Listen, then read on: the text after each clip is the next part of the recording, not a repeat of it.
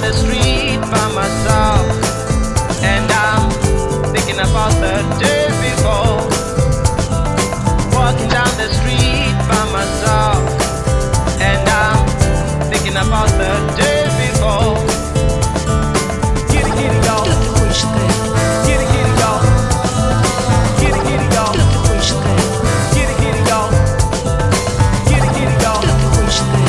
Get it, y'all. Get it, y'all. Get it, y'all. Get it, y'all. Get it, y'all.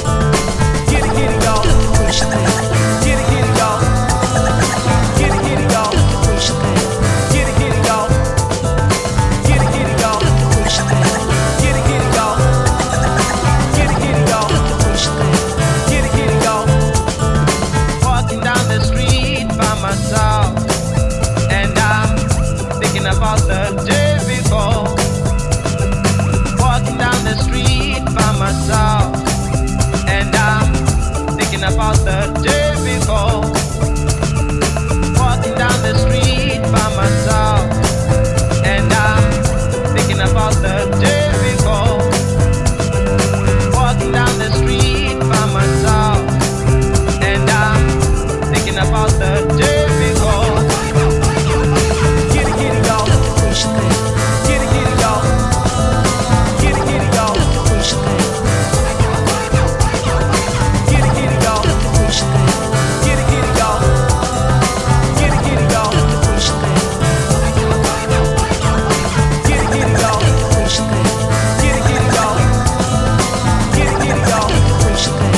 Get it, y'all.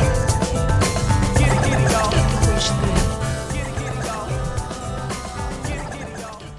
Welcome to another episode of Japan Snowboarder. I'm your host Ken, where people call me Ken-san, here in Furano, Hokkaido, Japan.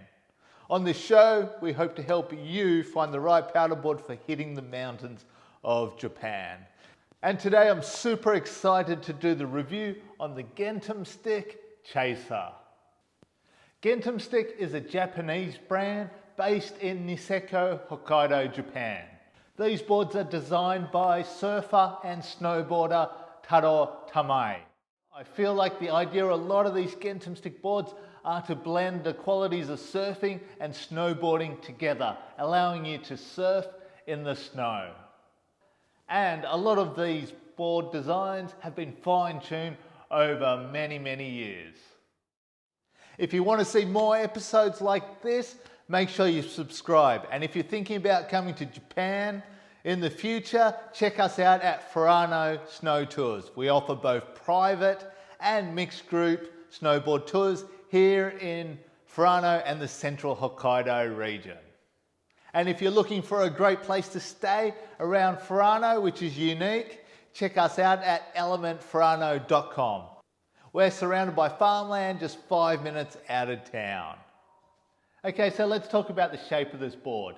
This board comes in a 156 length, and it has a super wide nose and a nice square tail.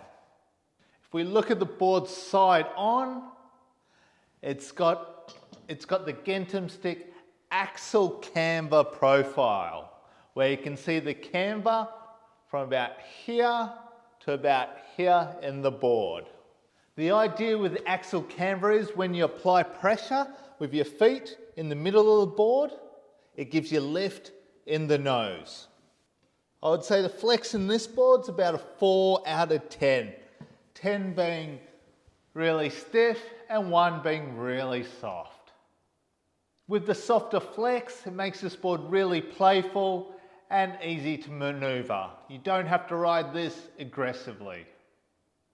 As you can see, this is a directional snowboard where you've got a longer nose and a shorter tail. With the longer nose, it keeps the nose above the powder, and with the shorter tail, it helps sink the back end, giving lift in the nose. Okay, so let's talk about how this board goes in the powder. I had a really good day in the powder the other day, as you can see in the footage, and I also rode this board that day after I rode another Gentemstick, the TT168, which I'll also do a future review on. I decided to ride the same terrain and similar lines just to see how this felt compared to the other board. If the footage looks fast, it's because this board is fast. After riding this board that day, I really understand why this board is called the Chaser. It's just so quick that if you were to chase anyone in the powder, you'll catch them no problem. This board was fast in the open terrain and also super quick and responsive, turning in the tight trees. On rare occasions with this super wide nose, I did feel that with the turning initiation, it wasn't as smooth as with other powder boards with a 3D spoon nose. So looking at the tail of this board makes this board a square tail fish, where a lot of other boards, you would have this cut out in the tail. However, I like this having this a little bit extra long tail and a nice square tail for going off pillows and other natural features. It's got that pop in the tail and stability when landing. I had a lot of fun around the resort as well. With the Axel Camber profile, it carves really well.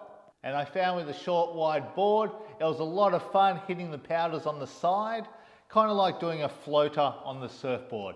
You just go up the powder, ride along and drop back down. The characteristics of this board is that this board just has so much float. It's just a different sensation to ride. This board's really in its element in tight trees and deep powder. I recommend this board for advanced expert riders who can handle the speed and the wider width in the board. If you're a surfer, I think this is your board. This board comes in a 156, but if you're a bigger, heavier rider, they have you covered with the Fly Fisk.